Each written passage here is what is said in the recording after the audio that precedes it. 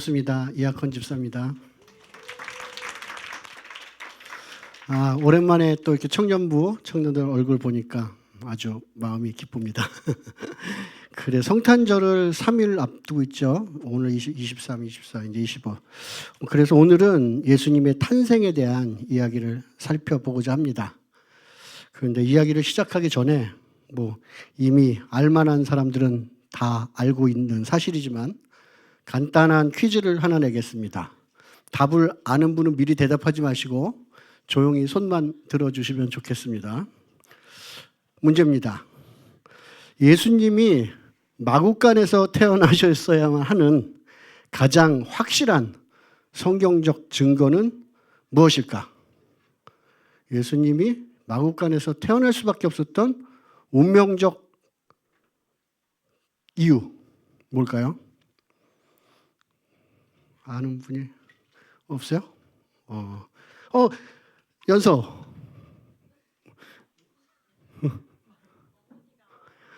그래요. 들었어요? 엄마가 마리아.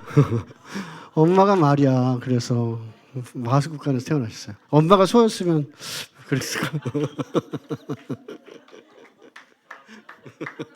죄송합니다. 좀 추운데 더 춥게 만들어가지고. 성경은 하나님이 어떻게 이 세상을 창조하시고 창조 이후 타락한 자신이 창조한 인류를 어떻게 하나님 나라의 백성으로 이끌어 가시는가 하는 이미 벌어진 일, 이건 역사죠. 그리고 앞으로 벌어질 일, 이건 예언으로 이루어진 대서사입니다. 그리고 그 정점에 예수 그리스도가 있습니다. 예수 그리스도로 인해서 우리들의 칼렌더가 좌우로 갈라졌듯이 예수 그리스도로 인해서 우리가 가진 성경도 구약과 신약으로 갈라집니다. 그리고 누군가 인류 역사상 가장 큰 영향력을 미친 단 하나의 인물을 고르라면 저는 단연 예수 그리스도를 택하겠습니다. 그리고 그 예수님의 탄생의 즈음에서 이야기를 나눠보고 싶은데, 예수님의 탄생에 대한 이야기는 사복음서 중에 마태복음과 누가복음에 나와 있습니다. 그래서 우선 마태복음을 보겠습니다. 한번 한 절씩 읽어볼까요? 제가 먼저 읽겠습니다. 다윗의 자손 요셉아, 두려워하지 말고 마리아를 내 아내로 맞아들여라. 그 태중에는 있는 아기는 성령으로 말미암은 것이다.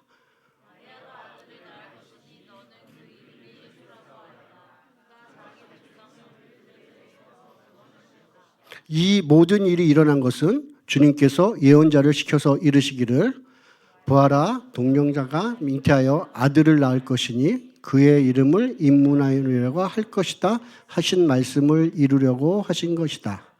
임마누엘은 번역하면 하나님이 우리와 함께 계시다는 뜻이다. NIV 성경에는 그거를 God with us라고 번역했어요. 요셉은 마리아와 정혼한 사이였습니다. 이스라엘 결혼 문화는 남녀가 우선 정혼을 하고 약 1년 후에 신랑이 아내의 집에 찾아가서 정식적으로 혼인잔치를 하고 아내를 자신이 마련한 집으로 데려오는 것으로 그런 절차를 따릅니다. 그래서 요셉과 마리아는 정혼한 상태였지만 아직 혼인잔치를 치르지 않은 상태에서 요셉은 아내 마리아가 임신한 사실을 알게 됩니다. 혼인관계 외에서 임신한 여인은 율법상 부정을 저질렀던 걸로 간주돼서 돌로 쳐서 죽이는 것이 관례였습니다. 요셉은 이러한 비극이 초래되는 것을 막기 위해 초래되지 않도록 조용히 그렇게 관계를 끊고자 하고 있었던, 마음으로 생각하고 있던 바로 그때 천사가 나타난 것입니다. 그리고 천사는 요셉에게 방금 읽은 우리의 그 메시지를 전하고 있는 것이죠. 그 성령으로 말미암아 태중에 아이가 임신됐다라고 얘기를 하는 겁니다. 처녀, 그러니까 동정녀가 임신한 사건은 아마 인류 역사상 창세로부터 현재 오늘날까지 한 번도 일어나지 않았던 그 놀라운 기적입니다. 그렇기 때문에 사람은 상상도 할 수 없었죠, 사실. 그런데 이러한 일을 성경은 이런 기적이 일어날 것을 예언하고 있습니다. 보시면 이사야서 7장에는 한 장 제가 읽겠습니다. 그러므로 주님께서 친히 다윗 왕실에 한 징조를 주실 것입니다. 보십시오. 처녀가 잉태하여 아들을 낳을 것이며 그가 그의 이름을 임마누엘, 하나님이 우리와 함께 하신다 라고 예언했습니다. 이미 예수님이 태어나기 한 700년 전의 예언입니다. 뭐라고 얘기하냐면 다윗의 왕실, 그러니까 다윗의 자손으로 가다가 그 중에 어떤 사람이 처녀가 임신하는 사건이 벌어지면 그게 성경에서는 징조라고 얘기하는데 이 징조는 sign 아니면 signs라고 얘기하고 합니다. 그러면 이 사인은 무슨 뜻입니까? 예를 들면 내가 제 손가락으로 이렇게 가르쳤어요. 가르쳤으면 이 제 손가락은 사인이에요, 사인. 그리고 마치 이거죠. 야구하는 사람들 보면 그 도루 그 코치가 뭐 이런 거 하면 적절은 몰라요. 우리 편끼리는 이거는 때리기만 하면 무조건 뛰라는 사인이구나. 그리고 계절했다가 뛰잖아요. 그러니까 적들은 몰라. 근데 우리만 아는 사인이에요. 그럼 이 사인을 주는 손가락이 중요한 것이 아니라 이 손가락이 가르치고 있는 이걸 보라는 뜻이에요. 꽃을 보라는 뜻이에요. 근데 이거 사인을 모르는 사람들은 이 손가락이 무슨 의미지? 손가락이 좀 짧은데 뭐 이런 거 생각하고 있지만 사실은 이거가 문제예요. 이거를 사인이라고 얘기해요. 그러니까 뭐냐면 다윗의 자손 중에 처녀가 잉태했는데 또 확률은 반반인데 그 잉태돼서 난 아이가 아들일 경우에 이것이 사인이라는 거예요. 무슨 사인? 그 태어난 아들이 메시아라는 사인이에요. 그리고 그 이름은 임마누엘, 번역하면 하나님이 우리와 함께 하신다. 바꾸어 말하면 우리가 하나님과 함께 있다. 지금 그 얘기는 우리가 지금 우리 옆에 있는 이 아이가 하나님이다 라고도 생각할 수 있는 거죠. 그러니까 우리가 하나님과 함께 있고 지금 우리 앞에 있는 이것이 사인이라는 거예요. 이렇게 마태복음에서는 천사가 요셉에게 나타난 사건, 천사가 요셉 아빠죠. 아버지한테 나타난 사건을 얘기하고 있다면 누가복음에서는 천사가 요셉의 아내 마리아에게 나타난 사건을 얘기하고 있습니다. 이 사건을 우리 한자어로 어려운 말로는 캐톨릭에서는 수태고지라고 해요.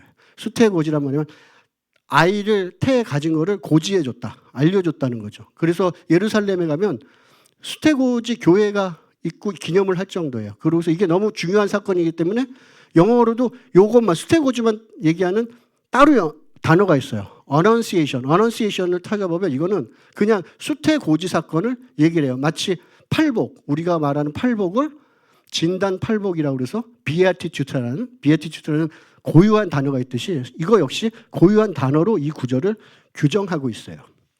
근데 그거는 이제 천사가 마리아에게 하는 얘기예요. 이것도 내가 숨이 차니까 한 절씩 읽어보도록 하겠습니다.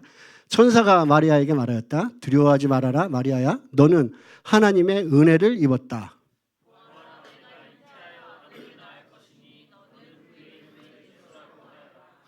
그는 위대하게 되고 가장 높으신 분의 아들이라고 불릴 것이다. 주 하나님께서 그에게 그의 조상 다윗의 왕위를 주실 것이다.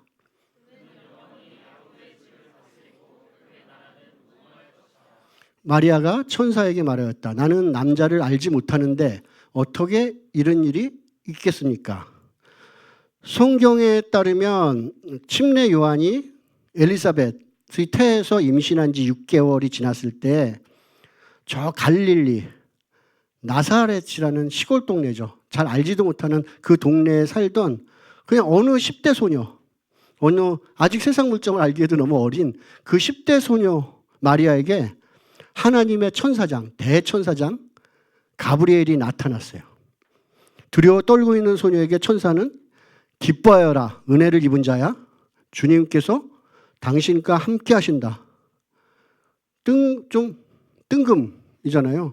그래서 소녀는 그 인사말이 무슨 뜻인지 의아해하고 있는 중에 천사가 방금 읽은 본문의 메시지를 전하고 있습니다. 주 하나님께서 그에게 그의 조상 다윗의 왕위를 물려준다는 것은 곧 메시아를 의미하는 거예요. 왜 다윗의 자손에게서 메시아가 태어날 것이라는 다윗과의 약속이 있었다면 다윗의 왕이라는 것은 메시아를 의미하는 거죠.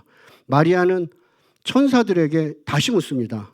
나는 남자를 알지 못하는데, 즉 남자와 잠자를 해본 적이 없는데 어떻게 임신이 될 수 있습니까? 물었더니 그 다음 게 나와요. 천사가 마리아에게 대답하였다. 성령이 그대에게 임하시고 더없이 높으신 분이 능력이 그대를 감싸줄 것이다.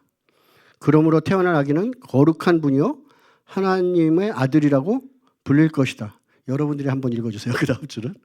보아라.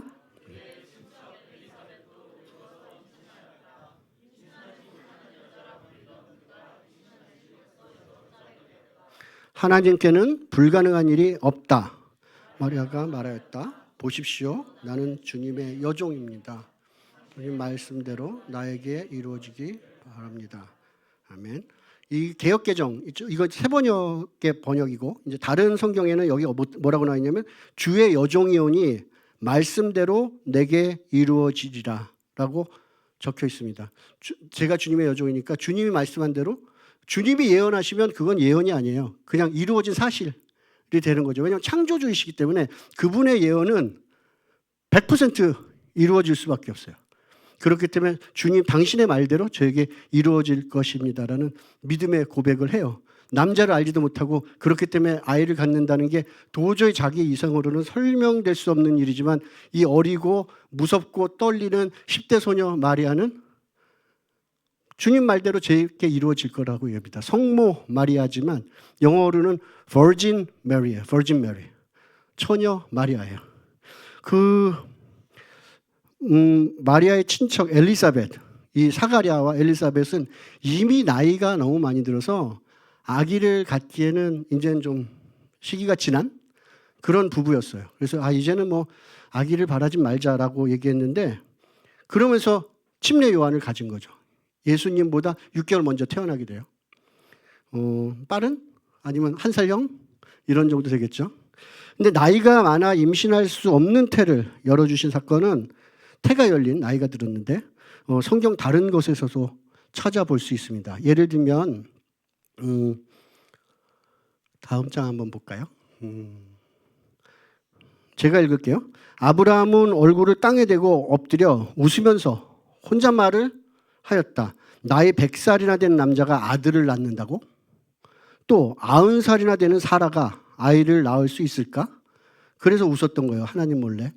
그랬더니 하나님이 말씀하셨다. 아니다. 너의 아내 사라가 너에게 아들을 낳아줄 것이다. 아이를 낳거든 그 이름을 이삭이라고 하여다. 저희 교회도 있죠. 이삭 하면. 내가 그와 언약을 세울 것이니 그 언약은 그 뒤에 오는 자손에게도 영원한 언약이 될 것입니다. 그래서 이삭은 그 이름의 뜻이 그가 웃었다. He laughs. 그가 웃었다라는 뜻이에요. 이미 90살이나 된 사라의 태를 열어서 이삭을 주셨고, 그 이삭은 이스라엘 민족의 첫 태예요. 첫 번째, 첫 배로 난 게 이삭이 되죠. 이 외에도 하나님은 이미 나이 들어서 아이를 가질 수 없는데 그렇게 해주신 일이 또 있어요. 뭐 생각나는 거 있으세요? 누가 또 있었나? 성경 인물 퀴즈?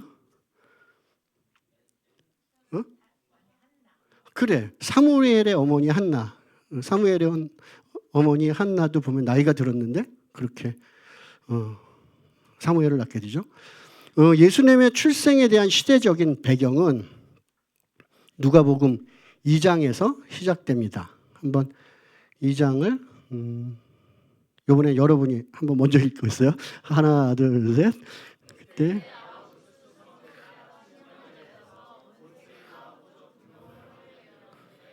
이 첫 번째 호적 등록은 구레뇨가 시리아의 총독으로 있을 때 시행한 것이다.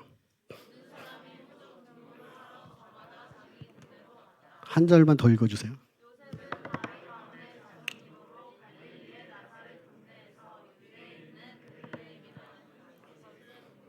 자기의 약혼자인 마리아와 함께 등록하러 올라갔다. 그때 마리아는 임신 중이었는데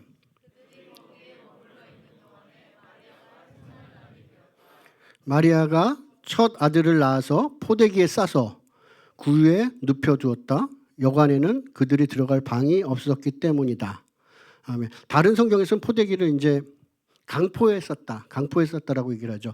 여관에는 그들이 들어갈 방이 없었다라고 얘기하는데 요세푸스의 기록에 보면 이 당시에 여리고성의 인구가 한 12,000명. 그러니까 예루살렘 성에는 그 2배 정도 된다고 하면 25,000명 정도 이상의 사람들이 살았는데 이 사람들의 특징 중에 하나는 베두인도 마찬가지지만 손님 접대예요. 손님 접대를 잘하면 그게 이제 복이 있다라고 얘기했던 손님 접대를 잘하고 이 카탈루마라고 얘기하는 웬만한 중산층 이상은 그 다락방이나 손님 묵을 방이 있어요. 이 6월절 같은 경우에 그 똑같은 요세푸스 얘기로는 대략 한 25만 명 정도가 외부에서 예루살렘 지역으로 들어왔대요. 그러면 들어오면 자기네 집에 머물 곳이 있는 사람은 그게 뭐냐면 왜 미국 모텔은 지나가면 베이컨스 이렇게 써 있잖아요. 빈 방 있음. 근데 그 표시로 흰 헝겊을 하얀 헝겊을 집 앞에다 걸어놓으면 우리 집에 지낼 때가 있어요. 우리 집에 지내세요 하고 손 접대를 하는 거예요. 근데 생각해 보면 약간 늦었나 봐요. 그래서 예루살렘에는 이미 그 흰 헝겊이 남아 있는 집이 없었어.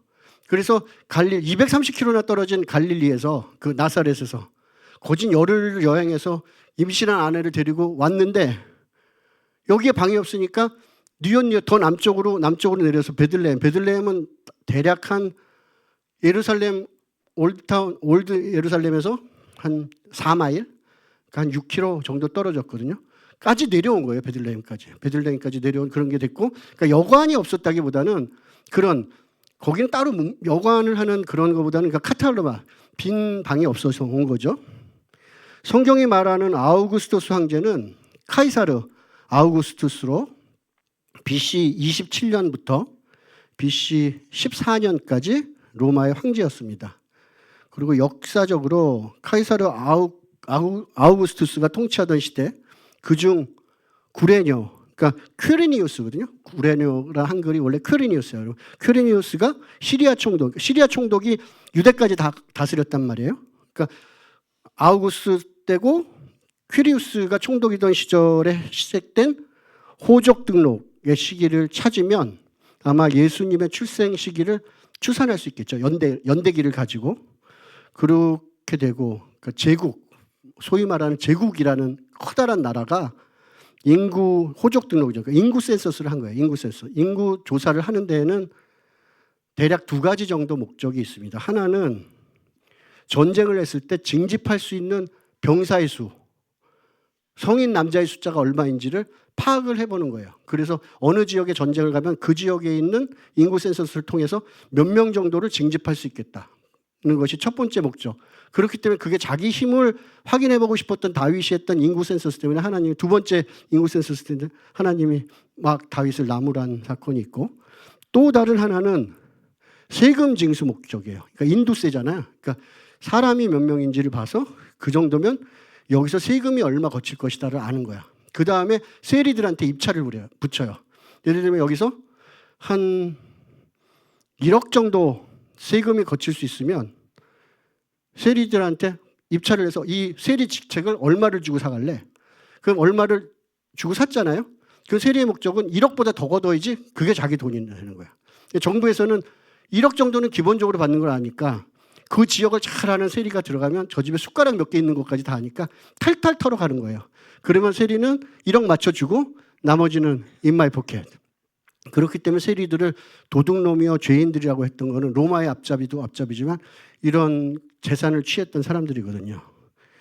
그리고 인류가 지금 말하는 서기 달력, 서기 면연하는 걸 읽은 걸 쓰기 전에는 소위 말해서 연호라는 걸 썼어요. 연호.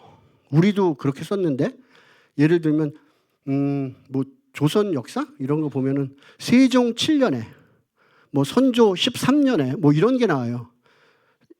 유럽도 마찬가지. 엘리자베스 몇 년, 아니면 일본 같은 경우에는 소화 몇 년, 소화 13년 이런 식으로 왕이 즉위한 거로부터 몇 년 차, 왕이 즉위한 거로 몇 년 차로 그 백성들은 연대를 기억했어요. 그래서 우리 할머니 같은 경우에 나는 소화 몇 년생이야 이렇게 얘기하셨거든요. 그런데 이런 연호를 이용했던 거로 따진다면, 이런 맥락에서 본다면 우리는 지금 예수 2024년에 살고 있는 거예요. 그렇지 않아요? 예수님 태어난 때부터 연호를 안 쓰고 예수로부터 카운트를 했잖아. 그러니까 그리스도가 왕이 된 지 2024년이 됐다는 거예요. 그렇게도 그러니까 예수님이 다스리신다, 예수님이 왕이시다라는 이유 중에는 이런 예수님 연호를 전 인류가 지금 사용하고 있잖아요. 좀 그냥 뭐 억지일 수도 있는데 그런 생각을 좀 해봤습니다. 다음은 구약 성경에 나타난 메시아의 출생 조건이 있습니다. 뭐냐면 너무 많은 사람들이 와서 내가 메시아다, 아니 뭔가 좀 전쟁 경우만 나타나면 저 사람은 메시아다 막 이러고 추종자들이 생기고 이러는 거예요. 그래서 메시아의 출생 조건에 몇 가지가 맞지 않으면 그것을 가지고 아니라고 해요. 첫 번째는 다윗의 자손이어야 된다. 이렇게 얘기하죠. 나 주가 너, 여기서 너는 다윗이에요. 다윗, 너의 집안을 한 왕조로 만들겠다는 것을 이제 나 주가 다윗 너에게 선언한다. 너의 생애가 다하여서 내가 너의 조상들과 함께 묻히면 내가 내 몸에서 나올 자식, 이게 중요한 게 자식들이 아니라 자식이라는 단수를 단수를 썼어요. 여기 성경에 보면 너의 자식 하나예요. 그 자식 하나, 그를 후계자로 세워서 그의 나라를 튼튼하게 했다. 그러니까 자식들로 하면 대대손손이 그의 나라를 세우는 게 아니라 단 하나의 자식을 단수로 칭한 그를 통해서 나라를 세우겠다. 바로 그가 나의 이름을 드러내려고 집을 지을 것이며 나는 그의 나라의 왕위를 영원토록 튼튼하게 하겠다. 그러면서 메시아 사상이 여기서 출발한 거거든요. 하나님이 다윗에게 해주신 약속. 첫 번째는 출생의 조건, 첫 번째는 다윗의 자손이야 할 것. 두 번째는 베들레헴에서 태어나야 돼요. 너 베들레헴 에프라다는 같은 뜻이에요. 베들레헴의 옛날 이름이고 거진 붙어 있거든요. 지금도. 너는 유다의 여러 족속 가운데 작은 족속이지만 이스라엘을 다스릴 자가 내게로 나올 것이다. 그의 기원은 아득한 옛날 태초로부터 거슬러 올라간다. 그러니까 이분은 태초부터 있었던 사람, 존재야. 근데 거기서부터 이제 나에게로 나올 것이다. 요한복음에 보면 예수님이 그 수전절, 그러니까 마지막 날에, 장막절이죠. 스콧 마지막 날에 수전절이라는 날 누구든지 목마른 사람은 내게로 와서 마셔라. 그래야면 그 배에서 생수의 강이 솟아날 것이다라는 말씀하니까 사람들이 와, 저 사람 이렇게 권위 있게 말하는 사람 처음 봤어. 저 사람이 그리스도야. 저 사람이 맞아. 그랬더니 누가 이렇게 나오는 거야. 더러는 갈릴리에서 어떻게 그리스도가 날 수가 있냐. 성경은 그리스도가 다윗의 후손 가운데 날 것이고 또 다윗이 살던 마을 베들레헴에서 날 것이라고 하지 않느냐. 그러니까 이 당시에 유대인들 좀 학식 있다, 아니면 웬만한 유대인들은 이 정도 사실은 다 알고 있었던 거예요. 메시아는 다윗의 자손이어야 되고 메시아는 베들레헴에서 태어나야 되고 이렇게 알고 있었던 거죠. 세 번째는 약간 좀 너무 나가는데 싶을 수도 있는데 양떼 망대에서 태어나기로 예언됨. 8절만 볼게요. 이제 앞에는 쭉 그 이스라엘의 회복이에요. 이스라엘 회복되고 강한 민족이 될 것이고 그때부터 영원토록 내 주가 그 시온산에서 다스릴 건데 마지막에 너 양떼 망대야. 도성 시온의 산아. 너의 이전 통치가 회복되고 도성 예루살렘의 왕권이 내게로 돌아올 것이다. 너 양떼의 망대는 그러니까 망대 영어로 이게 워치타워거든요. 워치타워. 오브 플록. 그러니까 양떼들을 돌보는 워치타워. 그러니까 망대를 얘기해요. 히브리어로는 믹달 에데르라고 했는데 그 믹달이 망대예요. 그러니까 막달라 마리아는 그 막달라가 믹달이랑 히브리어 어원이 똑같아. 왜 막달라 마리아가 예수님을 제일 먼저 알아봤냐? 구세주로. 왜냐하면 그녀는 망대 위에 올라가 있었기 때문에. 뭐 그런 얘기도 있을 정도로 그 믹달 에데르를 양떼의 망대라고 그러거든요. 우리가 예수님의 탄생을 생각할 때는 마국간에서 태어나신 예수님을 상상하죠. 그래서 성탄절 연극을 하든지 하면 꼭 이렇게 마국간을 꾸며놓고 하는데, 진짜 말대로 엄마가 마리아, 그래서 마국간에서 태어나신 걸까? 아마도 아기 예수님이 구유에 눕혀 있었다. 구유는 것 때문에 마국간으로 생각하는 것 같아요. 구유는 말이나 소나 이런 그 큰 포유동물, 큰 가축에 먹이를 주는 여물통이에요. 여물통을 구유라고 그래요. 그러니까 구유, 우리나라는 이렇게 큰 통나무 같은 거를 가운데로 이렇게 파서 그 가운데 이제 그래야지 물이 안 새니까, 그래서 이제 거기다가 구유를 해서 우리는 이렇게 나무로 된 구유를 좀 상상하기 쉽고, 여기 사람들은 석회석이 잘 파지거든요.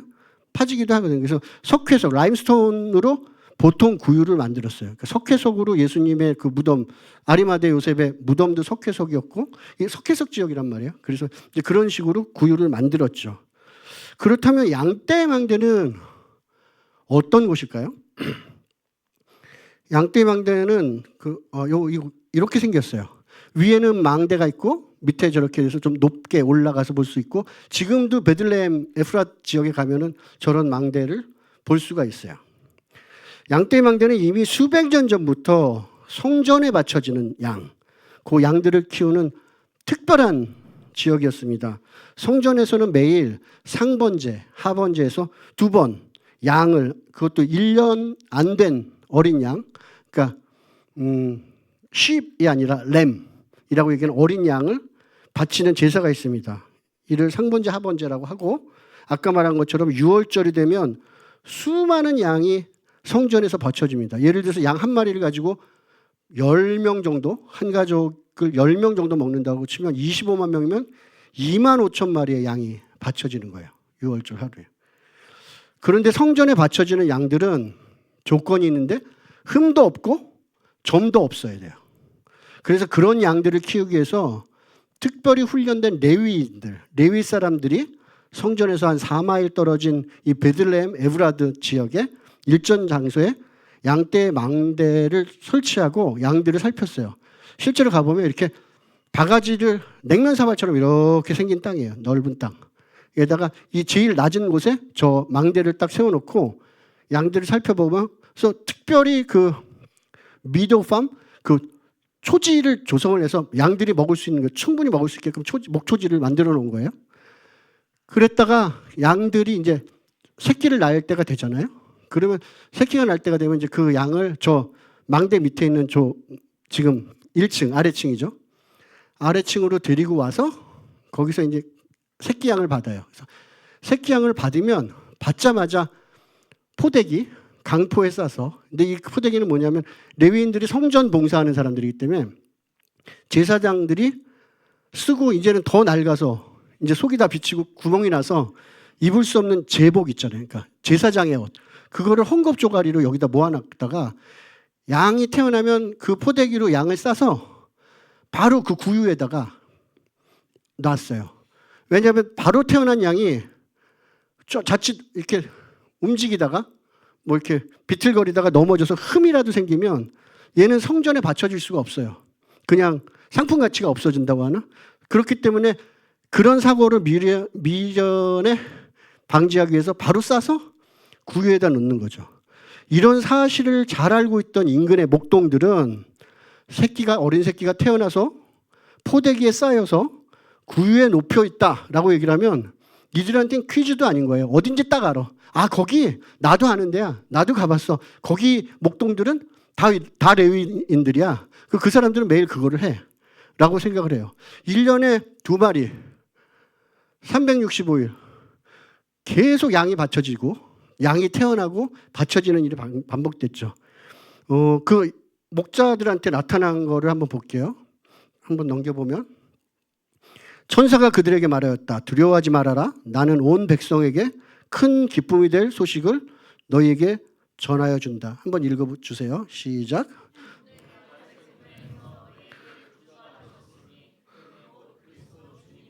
다 같이 읽겠습니다. 너희는 한 갓난아이가 포대에 쌓여 구유에 누워있는 것을 볼 터인데 이것이 너희에게 주는 표징이다.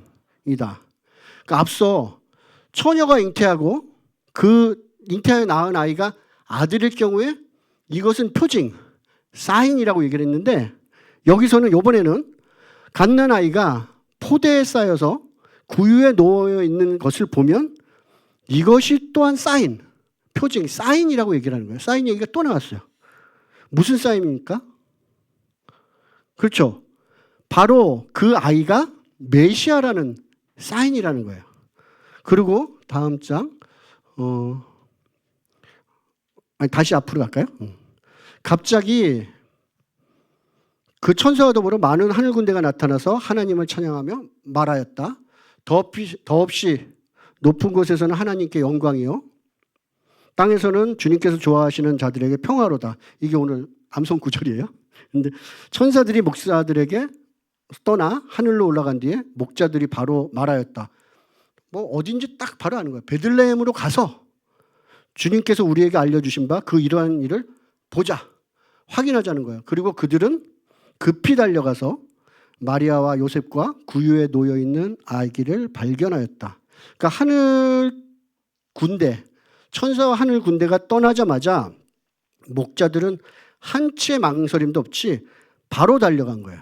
그러니까 우리 영어에 보면 이런 거 있잖아요. 워킹 디스턴스? 뭐냐면 걸어갈 정도의 거리? 뭐 예를 들어 한 1시간 정도 되면 걸어갈 정도의 거리가 되나요? 근데 여기서는 뭐냐면 워킹 디스턴스였다면 러닝 디스턴스, 뛰어갈 만한 거리예요.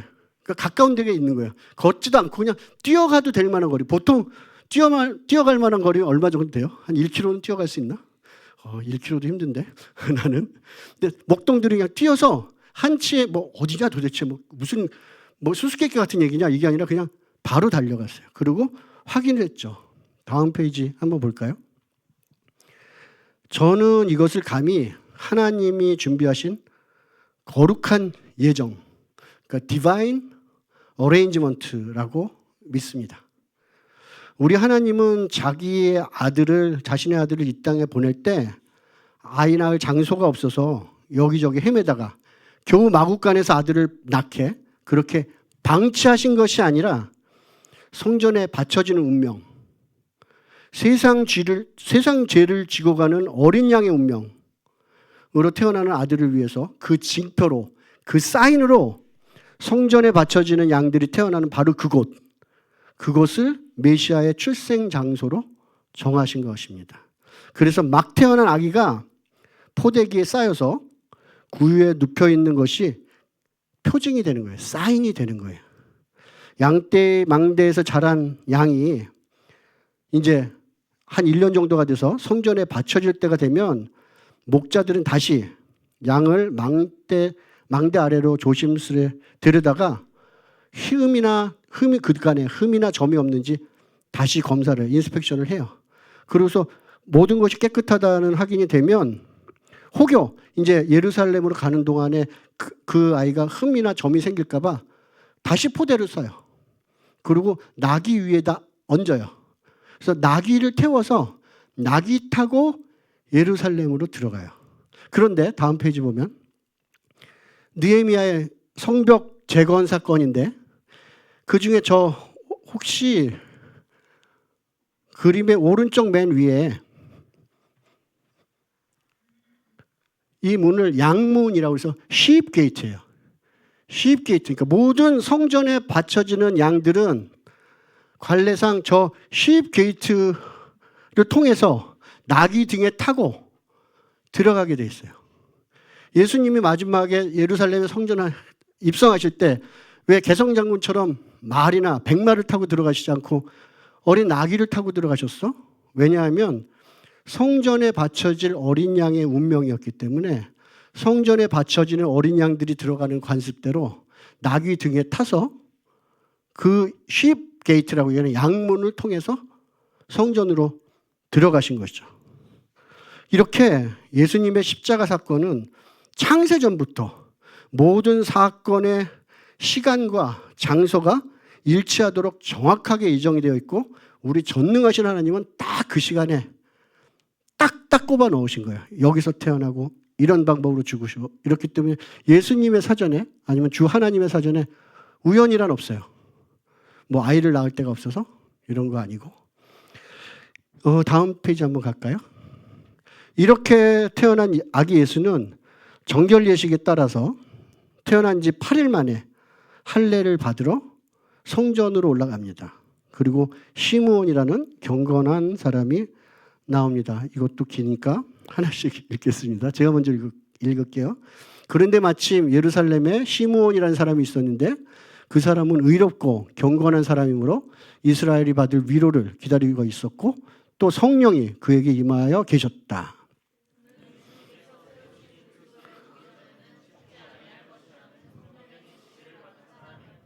그가 성령의 인도로 성전에 들어갔을 때 마침 아기의 부모가 율법이 정한 대로 행하고자, 그러니까 할례를 행하러 온 거예요. 아기 예수를 데리고 들어왔다.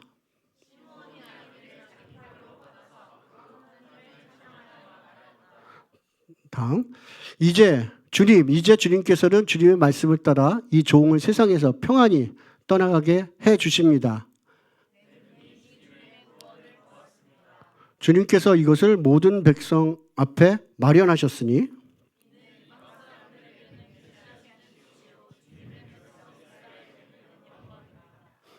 그 다음 절이 하나 또 있어요. 이렇게 돼 있어요. 아기의 아버지와 어머니는 시므온이 아기에게 대하여 하는 그 말을 듣고서 이상하게 여겼다.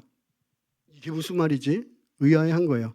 시므온이 마리아에게 한 예언 중에 그러고 나서 이게 끝나고 나서 이제 마리아에게 또 다시 마리아에게만 시므온이 예언을 해줘요. 그것을 한번 읽겠습니다. 제가 먼저 읽고 제가 다음 읽어주세요. 시므온이 그들을 축복한 뒤에 아기 어머니 마리아에게 말하였다. 보십시오. 이 아기는 이스라엘 가운데 많은 사람을 넘어지게도 하고 일어서게도 하려고 세우심을 받았으며 비방받는 표징이 되게 하시려고 세우심을 받았습니다.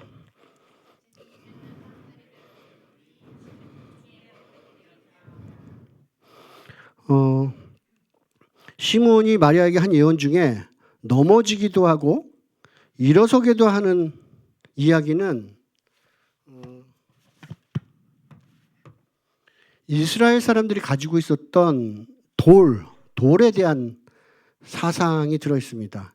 이사야서를 보면 오른쪽 위에 있는데 이렇게 돼 있어요. 그는 성소도 되시지만 하나님이에요. 그는 이스라엘 두 집안에게 거치는 돌도 되시고 걸리는 바위도 되시며 예루살렘 주민에게는 함정과 올가미도 된다라고 얘기하면 이런 돌이 하나 있고 또 다른 이사야서에는 이렇게 돼 있어요. 그러므로 주 하나님께서 이렇게 말씀하신다. 내가 시온에 주춧돌을 놓는다. 얼마나 견고한지 시험하여 본 돌이다. 이 귀한 돌을 모퉁이에 놓아서 기초를 튼튼히 세울 것이니 이것을 의지하는 사람은 불안하지 않을 것이다. 아멘. 그리고 시편에는 이 두 개가 다 동시에 나와요. 집 짓는 사람들이 내어버린 돌, 버린 돌인데 이것은 집 모퉁이의 머릿돌이 되었다라고 해요. 머릿돌 또는 주춧돌은 뭐냐면 이게 벽돌로 아니면 돌로 집을 지을 때 거기다 돌 하나를 놓고 여거로부터 뭐 동쪽으로 20자, 남쪽으로 30자 해서 돌을 놓고 집을 지면 그 돌이 기준이 되는 거예요. 그래서 그 돌로부터 모든 돌들이 연결돼. 그게 시작되는 게 주춧돌이고 머릿돌이에요. 군대로 보면 이런 거 있잖아요. 너 기준 양팔 간격 벌려. 그러면 뭐 반팔 간격 이렇게 되면 되는 기준. 이게 머릿돌이 되는 거예요. 거기로부터 기준이 돼서 벌어지고 좁혀지는 것처럼 머릿돌로 인해서 돌들이 모여서 집이 만들어지는 것이군요.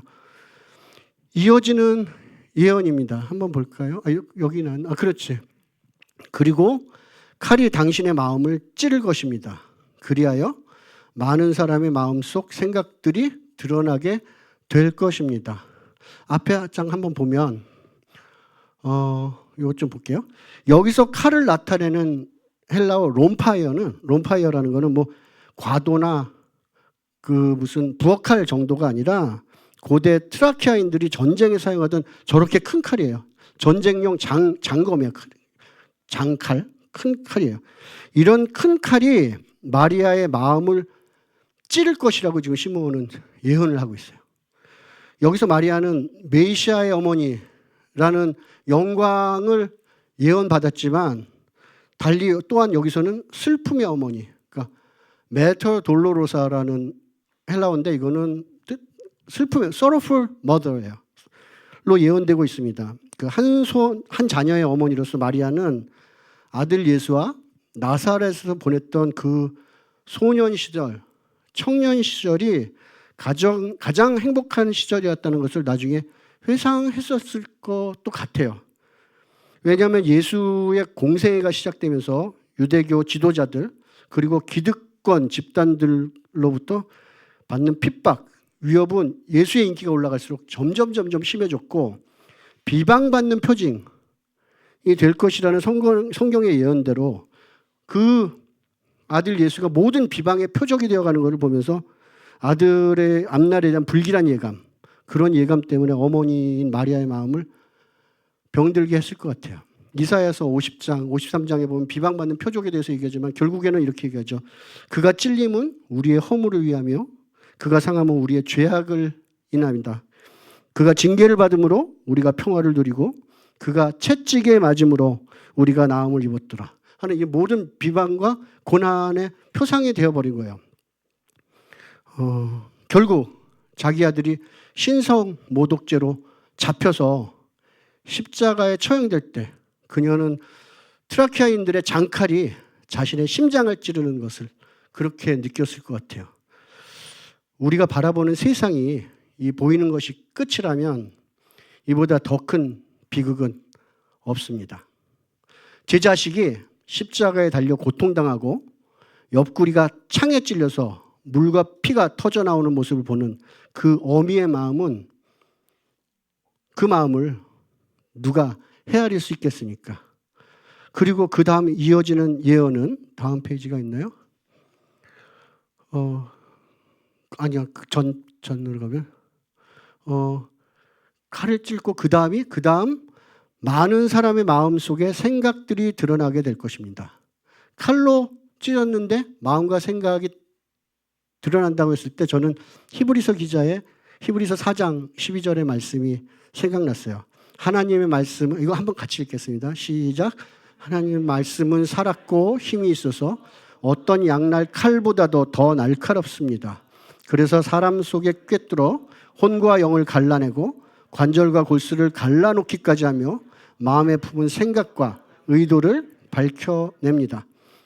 말씀이신 예수님은 또한 양날 검이십니다. 말씀이 왜 예수님이야 한다면 요한복음 1장에 이렇게 돼 있어요. 태초에 말씀이 계셨다. 이 말씀이 하나님과 함께 하셨다. 이 말씀이 육신이 되어 우리 가운데 거하시니 이는 독생자의 영광이요 은혜와 진리가 충만하더라 라고 말씀하면서 말씀이 육신이 된 사건, 인카네이션, 그거를 예수 그리스도라고 얘기하고 있어요.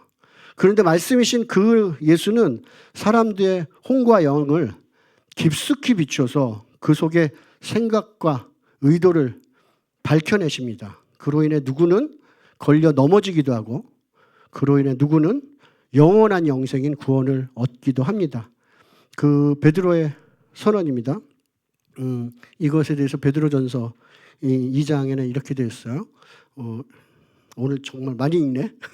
괜찮죠? 읽어도? 읽기 하는 것 같아요. 한 절씩 교독하겠습니다. 그러므로 이 돌은 믿는 사람들이 여러분에게는 귀한 것이지만 믿지 않는 사람들에게는 집 짓는 자들이 버렸으나 모퉁이의 돌이 된 돌이요.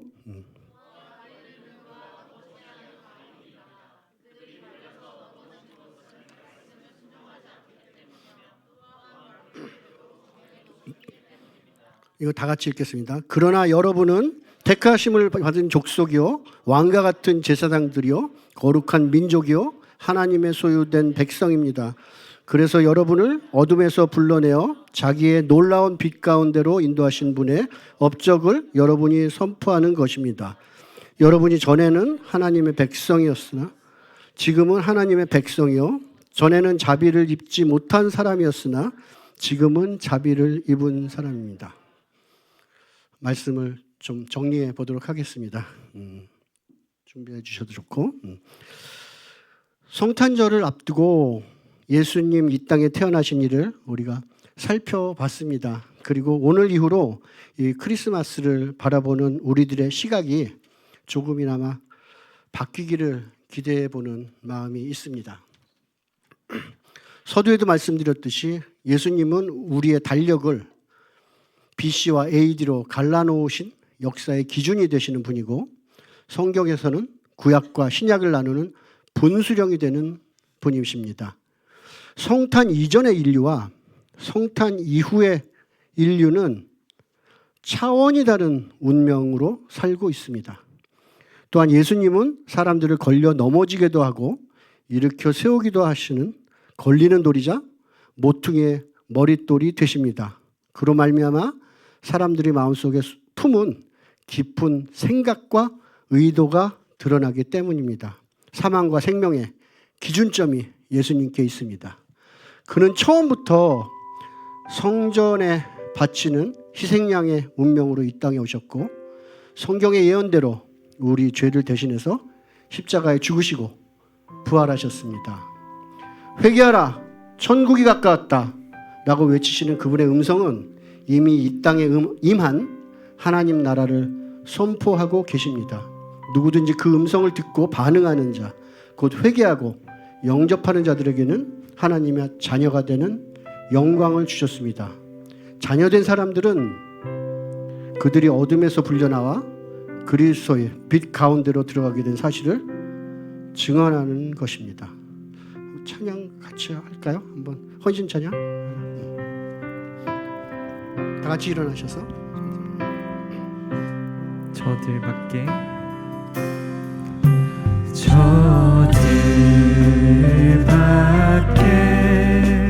찬밤 중에 양 틈에 자던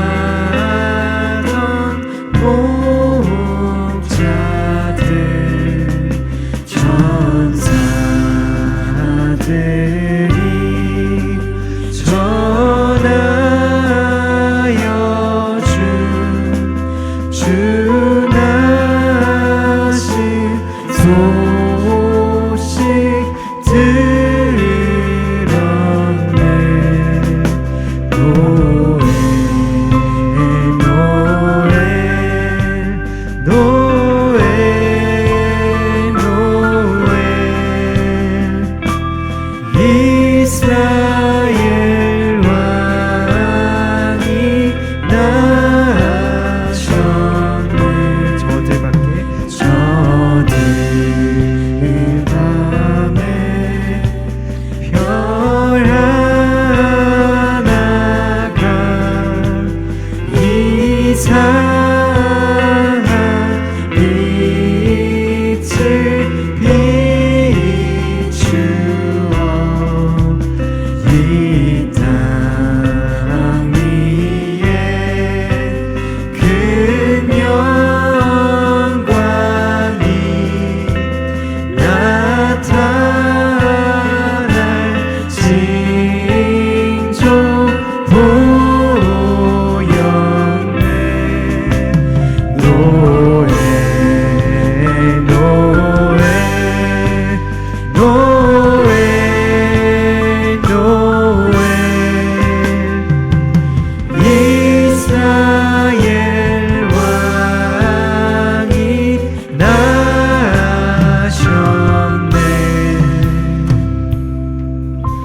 예수님 이 땅에 오심을 기뻐합니다. 예수님이 아니셨으면 우리는 이미 심판받고 죽음에 이르는 한심한 인생이었습니다.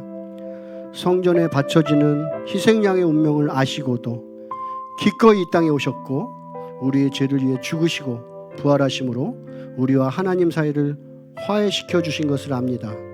당신은 영광과 존귀를 받아 마땅하신 우리의 왕이십니다.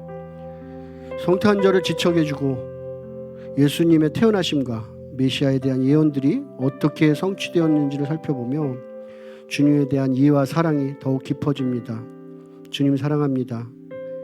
우리가 심각한 죄인임에도 불구하고 우리 죄를 위하여 죽으심으로 우리를 향한 하나님의 사랑을 확증해 주셨습니다. 이제 우리도 하나님을 향한 우리의 사랑을 보여드리기 원합니다. 우리를 어둠에서 불러내어 당신의 놀라운 빛 가운데 들어가게 하신 주님의 은혜를 선포하기 원합니다. 주님, 우리의 마음을 주장하시고 우리의 입술을 주장하셔서 우리가 담대히 하나님 하신 일을 증거하게 하여 주십시오. 우리의 결단을 통해 주님 영광 받으시기 원합니다. 주님 다시 오실 때까지 정조를 지키는 거룩한 주님의 신부 되기 원합니다. 주님 어서 오십시오. 마라나타, 우리 주님 어서 오십시오. 우리 주 예수 그리스도 이름으로 기도드립니다. 아멘.